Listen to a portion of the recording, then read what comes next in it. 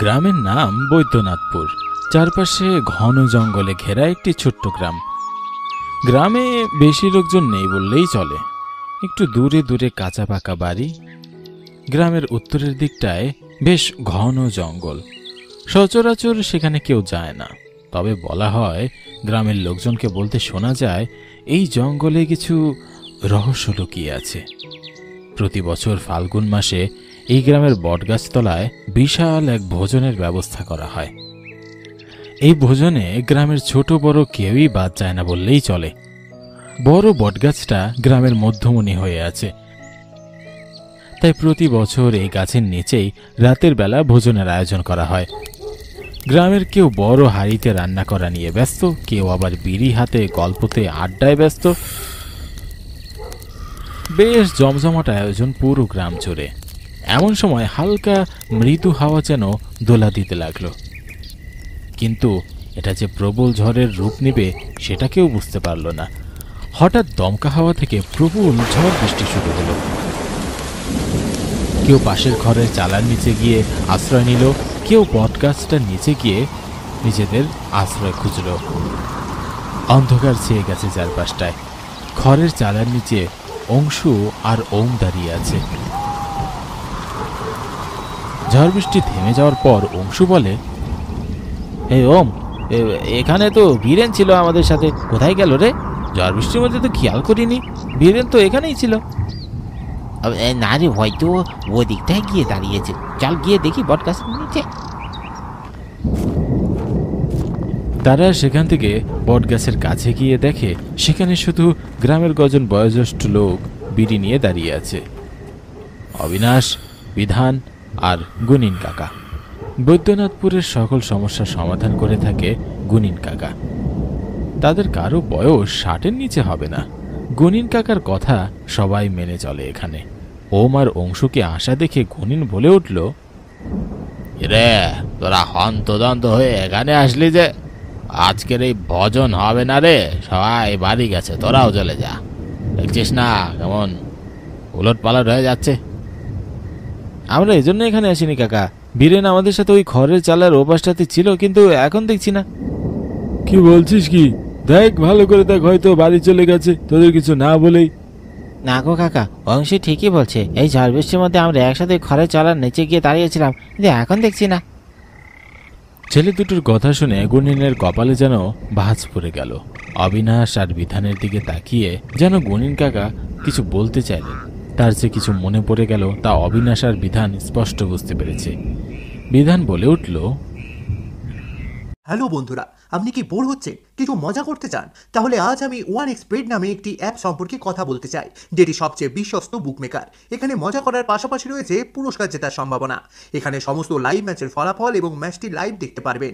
আপনি স্কোরের ভবিষ্যৎবাণী করে বাজি ধরতে পারেন, যেমন কোন দল জিতবে, কত রান করবে ইত্যাদি। এবং BMW গাড়ি, আইফোন, ল্যাপটপ আরও অনেক কিছু পুরস্কার জেতার সুযোগ রয়েছে। আর হ্যাঁ, বিখ্যাত PSG ও সিরিয়া এখানে স্পন্সার, তাই অবিশ্বাসের কোনো কথাই আসে না। এখানে ক্লাশ ও নতুন চিকেন রোড গেম সহ আরও বিভিন্ন ধরনের গেম রয়েছে, যেগুলো খেললেই রয়েছে সহজেই টাকা জেতার সম্ভাবনা। আর রেজিস্ট্রেশন করার সময় আমার প্রচার কোড সোনার ব্যবহার করে প্রথমবার জমাতে পান 12,000 টাকা পর্যন্ত ও ফ্রি স্পিন। আপনি সহজেই পেটিএম, ব্যাংক, বিকাশ, নগদ, রকেট এবং অন্যান্য সহজ পদ্ধতির মাধ্যমে আপনার জেতা টাকা তুলতে পারবেন।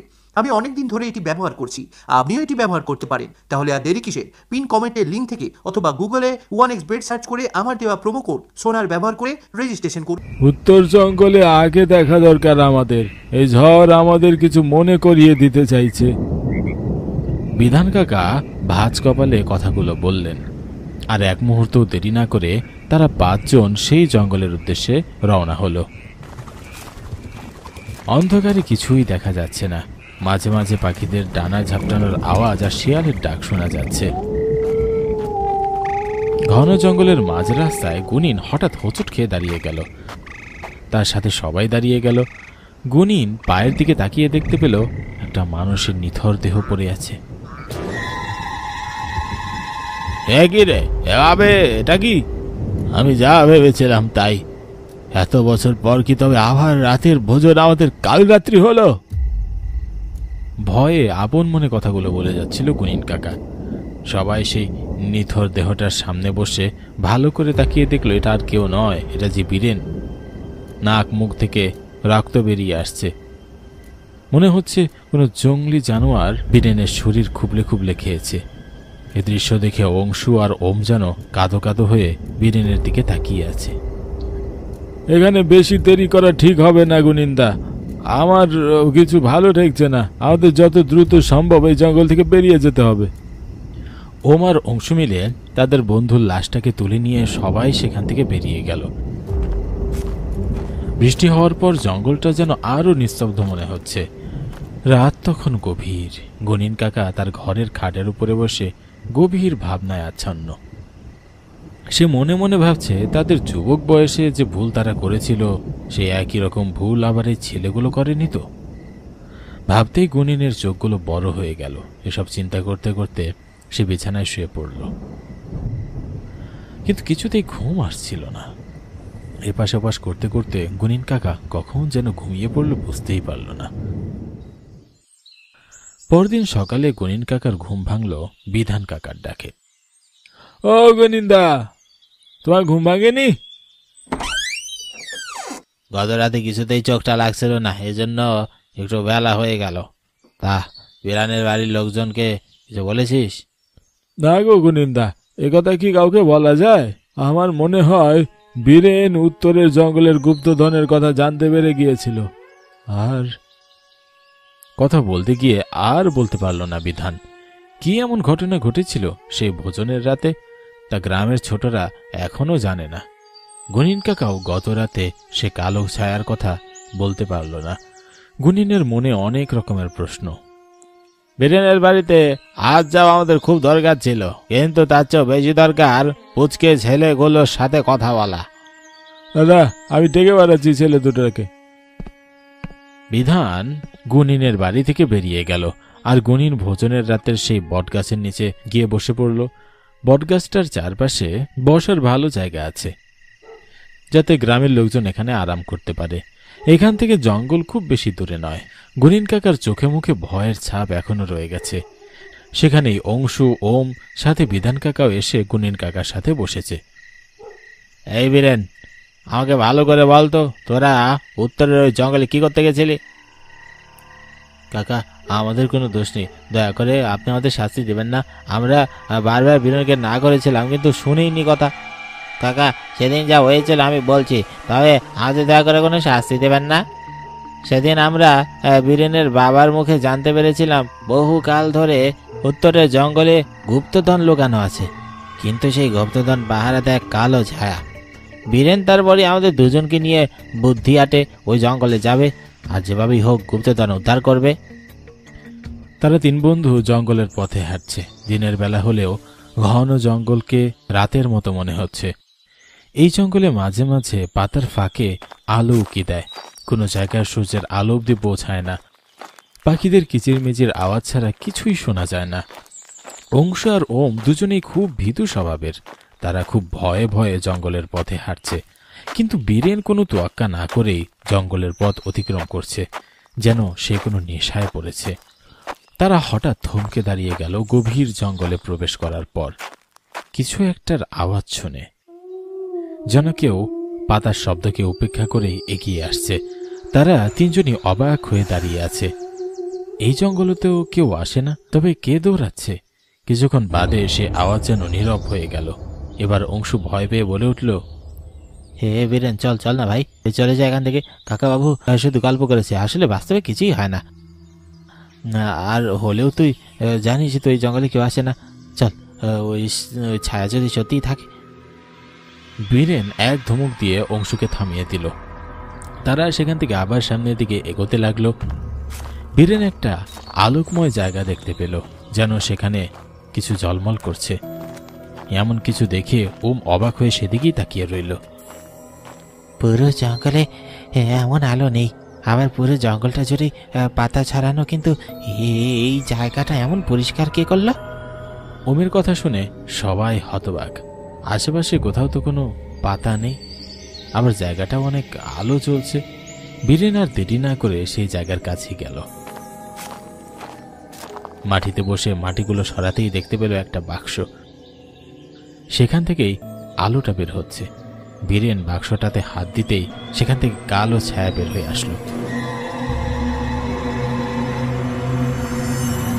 ভয়ঙ্কর কণ্ঠে বলে উঠল, তোদের এত বড় সাহস, তুই আবার রাখা সম্পদের উপর হাত দিয়েছিস?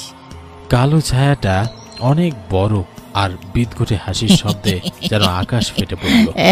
কালো ছায়াটাকে দেখে তিনজনের প্রাণ যেন যায় যায় অবস্থা। তাদের আর বুঝতে বাকি রইল না আসলে জঙ্গলের দৌড়ের শব্দ আসলে কিসের ছিল। বীরেন উঠে দাঁড়িয়ে পিছনের দিকে পা বাড়ালো, তারপর সেখান থেকে দম বন্ধ করে তারা দৌড়াতে শুরু করলো। কালো ছায়াটা তাদের পিছু নিয়েছে, তারা প্রাণপণে দৌড়াচ্ছে। হঠাৎ বীরেন জঙ্গলের মধ্যে হোঁচট খেয়ে পড়ে যায়। কালো ছায়া আছড়ে পড়বে এমন সময় বীরেন বুদ্ধি করে তার পকেট থেকে দিয়াশলাই বের করে তাতে আগুন জ্বালিয়ে কালো ছায়ার মুখের সামনে ধরে। সেই কালো ছায়াটি মুহূর্তেই মিলিয়ে যায়। তারপর তারা তিনজন কোনোভাবে জঙ্গল থেকে হাঁপাতে হাঁপাতে বেরিয়ে আসতে লাগলো।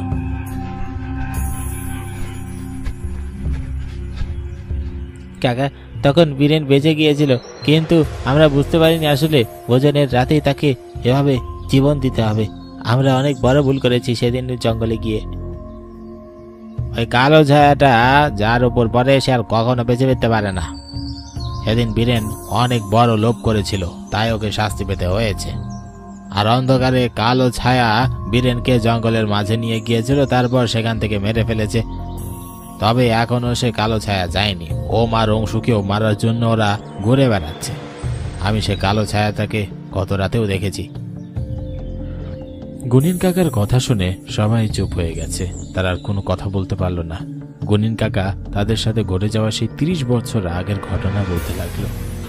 তোদের মতো যুবক বয়সে ভোজনের জন্যই কাঠ নিতে গিয়েছিলাম জঙ্গলের সেই গভীরে। আমার সাথে সেদিন বিধান, অবিনাশ আর আমার এক বন্ধু প্রবীরও ছিল। আমরা জঙ্গলের ভিতরে প্রবেশ করেছিলাম তোদের মতোই দিনের বেলাতেই। কালো ছায়া কিংবা গুপ্তধন সম্পর্কে আমরা কিছুই জানতাম না। তবে প্রবীর তার ঠাকুরদার কাছ থেকে এই জঙ্গলের সম্পর্কে অনেক কিছুই জেনেছিল। আমরা খুব ভুল করেছিলাম সেদিন ওখানে প্রবেশ করে। প্রবীর তার ঠাকুরদার কথাগুলো মনে করে সেই আলোকিত জায়গায় পৌঁছায়, আর ভয়ঙ্কর কালো ছায়া প্রবীরকে আমাদের সামনেই সেখানেই গ্রাস করে ফেলে। বহু বছর ধরে কোনো অভিশাপের ফলে ওই ভয়ঙ্কর কালো ছায়া সেখানেই সম্পদ পাহারা দিয়ে আসছে। ওই অভিশপ্ত কালো ছায়া অনেকের প্রাণ নিয়েছে। তারপর আমরা প্রতিজ্ঞা করলাম জঙ্গলের মধ্যে আর কোনোদিন যাব না। গুনিন কাকা কথাগুলো বলতে বলতে সেখানেই অতীতে ফিরে গেছে। আজকের সকালটা যেন এক অতীতকে ফিরিয়ে নিয়ে এসেছে। সবাই একে অপরের দিকে তাকাচ্ছে। অবিনাশ কাকা কিছু বলছে না, কারণ সেও এই ঘটনার প্রত্যক্ষদর্শী। তবে বীরেনের মৃত্যু যেন সবাইকে নাড়িয়ে দিয়েছে। এভাবে আর কতদিন? বীরেনের সৎকার করার জন্য শ্মশানে নিয়ে যাওয়া হয়েছে, তুমি যাবে না? না, আমি যাব না। এই গ্রামের ভোজনের রাতের অভিশাপ শেষ করার জন্য ওই জঙ্গলে আমার যেতে হবে। গুনির কাকার কথাগুলো শুনে অবিনাশ থমকে দাঁড়িয়ে গেল। তার পা যেন আর নড়ছে না। তোমরা এসব কি বলছো গো? আমরা কেউই বাঁচবো না ওখানে গেলে। সে কালো মূর্তি আমাদের কাউকে ছাড়বে না। রাত তখন গভীর। গুনিন আর তার সহচর অবিনাশ আর বীরেন, অন্যদিকে অংশু আর ওম, তাদের দুজনের হাতে মশাল। সবাই মিলে উত্তরের জঙ্গলের ভিতরে প্রবেশ করেছে। ঘন ও গভীর জঙ্গল যেন আরো অন্ধকার হয়ে উঠেছে। মনে হচ্ছে মশালের আলো যেন কিছুই নয় এই অন্ধকারের কাছে। তাদের হাঁটার আওয়াজ যেন জঙ্গলের পাখিদের ঘুম ভাঙিয়ে দিয়েছে। সেই জায়গাটা যেখানে ভয়ঙ্কর ছায়ার বাস, সেটা আলোকময় হয়ে উঠেছে। সেই কালো ছায়া সবকিছু গ্রাস করার আগেই গুনিন আর অংশু তাদের হাতের মশাল আচমকা ওই ছায়াটির দিকে ছুঁড়ে মারে। ছায়াটি পুড়তে পুড়তে সেই জায়গাটা থেকে মিলিয়ে যায়। আজ থেকে এই গ্রাম, এই জঙ্গল আর ঝড়ের রাতের ভোজন সবই অভিশাপ মুক্ত হলো।